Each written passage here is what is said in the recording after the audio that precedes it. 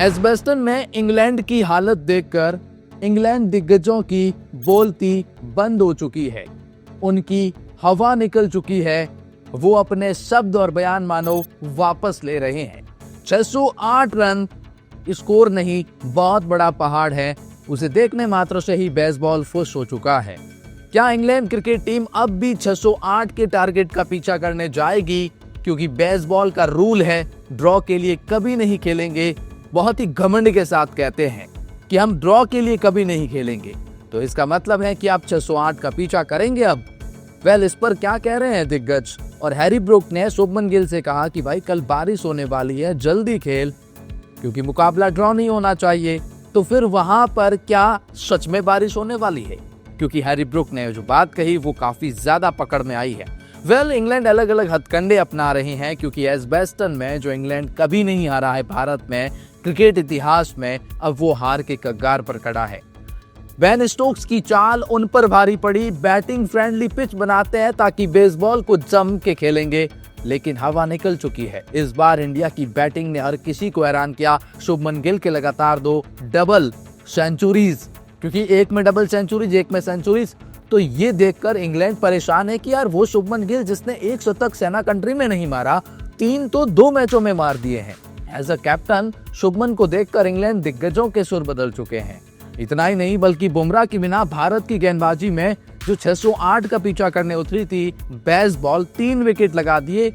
जी हाँ, 3 विकेट लग चुके 80 रन के अंदर। अब केवल 7 विकेट लेने हैं खेल के अंतिम दिन। क्या भारत ऐसा कर पाएगा? और क्या इंग्लैंड अब भी उस स्कोर का पीछा करना चाहेगा? सुर तो बदल चुके हैं दिग्गजों के। आइए आपको बताते हैं क्या कह रहे हैं इंग्लैंड दिग्गज इस खास रिपोर्ट में। लेकिन आगे बढ़ने से पहले मैं आपसे पूछना चाहता हूं, क्या इंडिया ये मुकाबला जीत रहा है? आपको क्या लगता है? हाँ, मैं आप ही से बात कर रहा हूँ। हाँ भाई, आप ही से। कमेंट सेक्शन में अपनी राय बताएं। चलिए जानते हैं कि करके दिग्गज क्या कह रहे हैं। लेकिन सब्सक्राइब कर लो। देखो, हैरी ब्रूक है, उन्होंने कहा कि हम कोई भी टारगेट चेज कर सकते हैं। एजबेस्टन टेस्ट में हैरी ब्रूक की टीम इंडिया को बड़ी वार्निंग दी गई थी। हैरी ब्रूक जिन्होंने पहले मैच में शतक लगाया था, लेकिन दूसरे मैच में फुस हो चुके हैं, कुछ नहीं कर पाए हैं। लेकिन इन्होंने चौथे दिन के खेल के खत्म होने के बाद खास बातचीत में कहा, मुझे अब भी लगता है कि हम यह टेस्ट मैच जीत सकते हैं। सबको पता है कि हम लक्ष्य का पीछा करेंगे, चाहे वो कितना भी बड़ा हो, 608 ही क्यों ना हो, हम पीछा करेंगे। हमने पहले भी किया है और अब भी कोशिश करेंगे।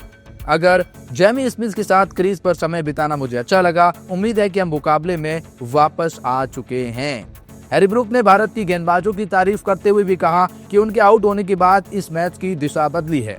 ब्रूक कहते हैं कि अगर मैं आउट नहीं होता तो हम इस पोजीशन में नहीं होते। आकाशदीप और सिराज ने अच्छी गेंदबाजी की। उन्होंने विकेट लेने के लिए सभी तरीके को अपनाया और शानदार गेंदबाजी करी है। तो हैरी ब्रूक के बयान और सुर बदल चुके हैं।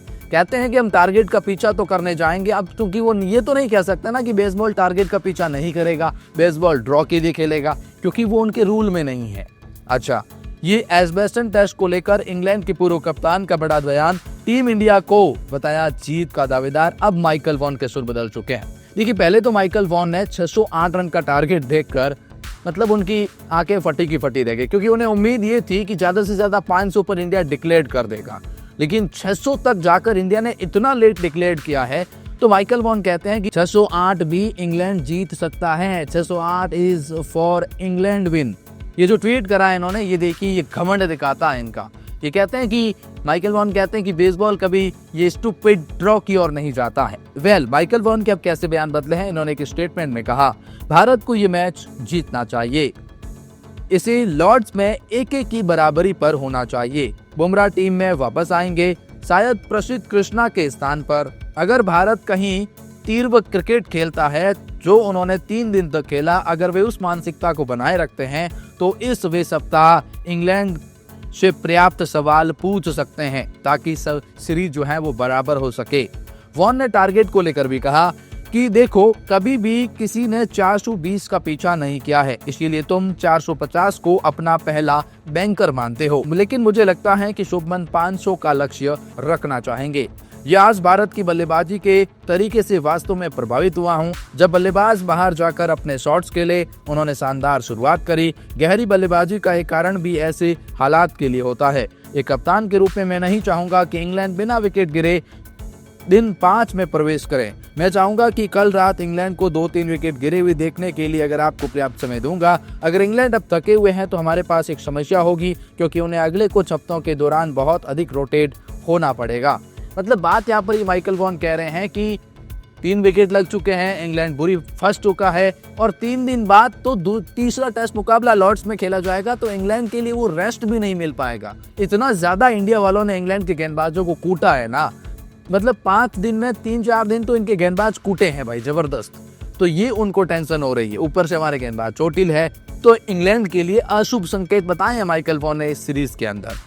इंग्लैंड की निराशाजनक बल्लेबाजी देख भड़के नासिर हुसैन बोले, ये इस टूर की शर्मनाक हरकत है। देखो, नासिर हुसैन अपने कमेंट्री पैनल में कहते हैं कि इंग्लैंड क्रिकेट टीम की बल्लेबाजी ने खराब प्रदर्शन किया है। अगर इस मुकाबले में देखें तो केवल एक 300 रन की पार्टनरशिप को हटा दे तो इंग्लैंड के 5-6 बल्लेबाज 0 पर आउट हुए हैं। क्या यही है बेसबॉल अप्रोच? नासिर हुसैन, ये जो इंग्लैंड के एक्स क्रिकेटर है, ये तो ये भी कहते हैं कि वे कभी कभी ड्रॉ के लिए भी खेलना चाहिए ताकि मुकाबले और सीरीज में हम जीत सके। और इंग्लैंड कहता है कि हम ड्रॉ के लिए नहीं खेलते हैं। तो ये नासिर हुसैन उनकी वो उस सोच से बिल्कुल भी एग्री नहीं करते हैं। और केविन पीटरसन ने भी एक स्टेटमेंट दिया है। केविन पीटरसन ने कहा कि मेरा जो पहले वाला ट्वीट है वो याद करिए, जिसमें मैंने कहा कि शुभमन गिल को समय दीजिए। जैक कॉलिंस 10 मैचों में बहुत ही खराब औसत थी, लेकिन उसके बाद उसने इम्प्रूवमेंट करा। लेकिन अब मैं ये कहता हूं कि शुभमन गिल को टाइम दीजिए, वो इम्प्रूवमेंट करेगा। और अब जब इम्प्रूवमेंट हो चुका है तो फिर बातें, अब वो अपने पुराने ट्वीट को याद दिला रहे हैं, जैसा कि आप देख पा रहे हैं। विराट कोहली ने कहा कि आपने फिर से इतिहास रचा। विराट सहित तमाम इंडियन दिग्गज ने इस मैच को लेकर बातें करी हैं। वो भी जानते हैं। विराट लिखते हैं कि well played star boy, rewriting history onwards and upwards from here, you deserves all of this. ये विराट कोहली का एक बात है यहाँ पे। और युवराज सिंह लिखते हैं कि another innings and yet another century, making it look effortless and full of composers, great going captain Shubman Gill. अब इससे बड़ी स्टेटमेंट क्या हो सकती है जो इन्होंने दी है। वसीम जाफर कहते हैं कि first player ever to get a double 100 and 150 in the same game, his hunger for runs is unmatched, दिल शुभमन गिल। मतलब पहले वो खिलाड़ी हैं जिसने डबल सेंचुरी भी लगाई है पहली इनिंग में और दूसरे में 150 लगाए हैं। स्काई स्पोर्ट्स पर बातचीत करते हुए दिनेश कार्तिक और कहते हैं कि शुभमन गिल के जो फुट स्टेप्स है, यानी कि कदम है, वो सचिन तेंदुलकर और विराट कोहली की तरह चल पड़े हैं। ग्रेटेस्ट ऑफ ऑल टाइम में शामिल हो सकते हैं अगर वो इस तरह से ही चले तो। शिखर धवन कहते हैं कि Shubman Gill showing it all again with another classy century in the second inning too. Congrats on becoming the first Indian captain to do so in England. Love watching you grow with every match. India looks in a great position right now with Mohammad Siraj official and Akashdeep doing a wonderful job with the ball, already picking up 3 wickets. तो already हमने 3 wicket लगा दिए, तो India good position में है, बहुत अच्छी position में इस वक्त। Keep going strong boys, you have got this one. Mohammad Kaif लिखते हैं कि I have never understood the hype around Ben Stokes, the captain. On the flat track with the sun shining, he decided to bowl. Today with the some life of pitch edge flying but no extra slip, batsman took England to win in the first test, but Ben Stokes didn't score money. Please inform if you have missed any of his hidden leadership master strokes. Ben Stokes पे सवाल उठा रहे हैं कि बल्लेबाजी से run नहीं आ रहे, कप्तानी अच्छी नहीं है, टॉस जीते पहले गेंदबाजी, ऐसी फ्लैट पिच पर पता नहीं क्या क्या बात है। ये मोहम्मद कैफ बेन स्टोक्स को सुना रहे हैं। और फिर शुभमन गिल को लेकर कहते हैं कि Sachin Tendulkar, Virat Kohli and now Shubman Gill, India is always blessed to have a solid world class batsman at number 4. Maybe this continues forever. Gill continuing a great traditions.